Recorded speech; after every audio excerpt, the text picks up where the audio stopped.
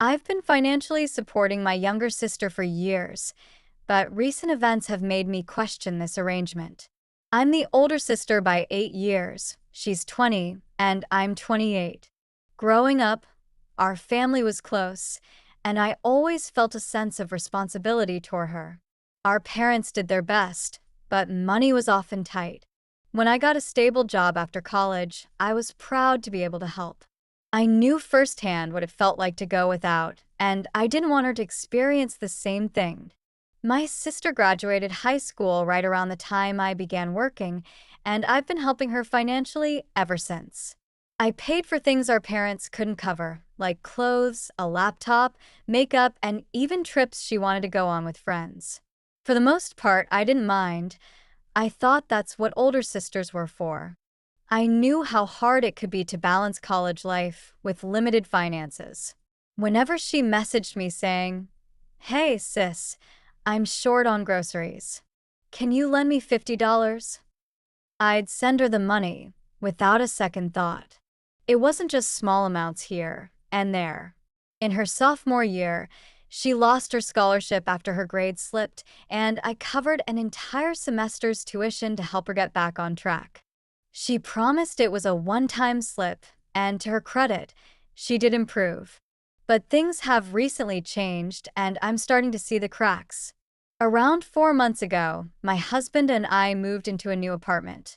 After long days of moving boxes, I thought it'd be nice to have my sister over to lend a hand with unpacking. She said she'd come by but later canceled, saying she had plans with friends. I was disappointed, but I tried to understand. I told myself maybe I was expecting too much. She had her own life, after all. Then, not long after, I came down with the flu. I was bedridden for days and feeling absolutely miserable. I asked her if she could drop by with some medicine and soup. She said she'd try, but never showed up. When I asked her about it later, she brushed it off, saying she'd gotten caught up with an assignment and forgot. I let it go, but it stung. Here I was, always there for her, and she couldn't spare even an hour when I genuinely needed help. At that point, I couldn't ignore how one-sided our relationship felt. It wasn't just the money. I'd been there for her through so much, yet when I asked for the smallest thing, she rarely came through. I didn't want to stop supporting her, but I started to feel taken for granted. I spoke with my husband, who encouraged me to talk to her about it. So, one day, when we were having lunch, which I paid for as usual, I brought it up. I told her I felt hurt, always giving but rarely getting anything back. To her credit, she didn't get defensive. She quietly listened and apologized, saying she'd never meant to make me feel that way. She promised to do better, and I believed her. For a while, things seemed to improve. I didn't get her a gift for her birthday, but she didn't complain. In fact, she thanked me just for attending. She even went a few months without asking for money. I thought we'd turned a corner. Then, about 2 months later, she called to tell me she'd broken her phone and needed a new one for school. I hesitated, but ended up sending her the money. A few days later, I saw her Instagram story showing off the latest iPhone, not the budget model I'd expected her to buy.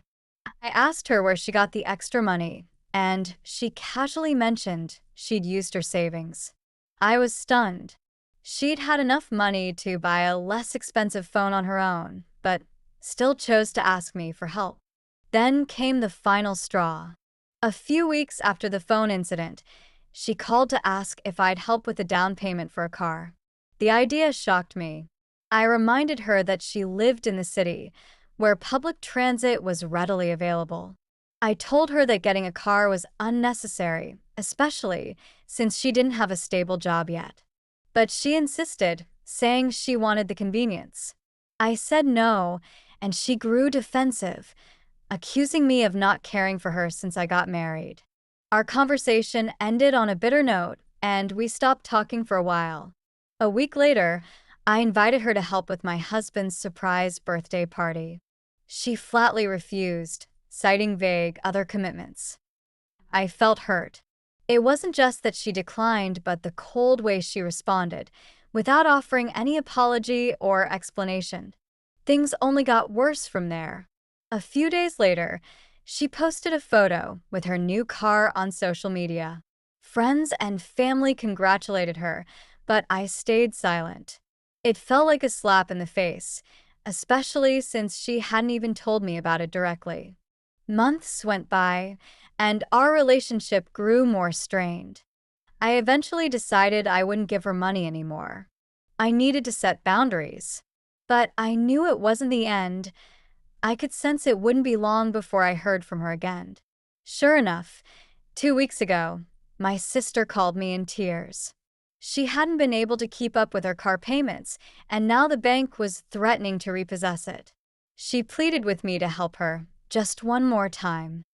She apologized for missing my husband's birthday, claiming she'd been hurt by our recent arguments. She poured on the compliments, saying how much she valued me and our bond. But I'd had enough. I gently reminded her that I had my own responsibilities. I couldn't always be there to bail her out. At that point, her tone shifted and she grew angry, accusing me of holding a grudge. "You just want to punish me," she shouted. "You're doing this to prove a point and make me feel miserable." I held my ground, telling her it was time for her to start taking responsibility. She left my place in a huff and went straight to our parents, who sympathized with her. My mom and aunt said I was being too harsh and should help her because family sticks together. My dad and grandparents, however, took my side, agreeing that I was right to set boundaries. They understood it wasn't about the money. It was about helping her learn to manage her life. A few days later, she showed up at my doorstep late at night, crying and apologizing. She admitted she'd maxed out her credit cards and was now facing serious financial trouble. She'd been avoiding debt collectors and staying at friends' places to escape the calls. I told her I couldn't help anymore and that she needed to face the consequences of her decisions. That's when she lost it, accusing me of being cruel and spiteful, of enjoying her downfall. My husband stepped in, suggesting that he could lend her the money if she agreed to sell her car to help cover the debt. But even then, she refused, saying she wanted the money with no obligation to repay and that she wouldn't give up her car. After that night, I finally cut her off entirely. She continued to try getting money from our parents, but this time, they refused as well. My mother was devastated, torn between her love for my sister and the reality that helping her financially would only worsen things. Months went by, and we heard little from her. Eventually, I learned that she had dropped out of college and was now working full-time to pay off her debts. She'd sold the car, but the money barely made a dent in her overall debt. I felt sad. She'd had so much potential, yet her poor choices had derailed her life. 2 years later, people still ask if my sister has turned her life around. The truth is complicated. The last I heard, she had joined a hippie commune, embracing a simpler lifestyle to escape her financial troubles. She didn't pay off her debts. She simply walked away from them. While I'm glad she found a way to live peacefully, it's hard not to feel disappointed. She had a promising future, but chose to run from her responsibilities instead of facing them. It's bittersweet. Maybe she's happier this way, free from the burden of material possessions. But as her sister, I can't help but wonder what could have been.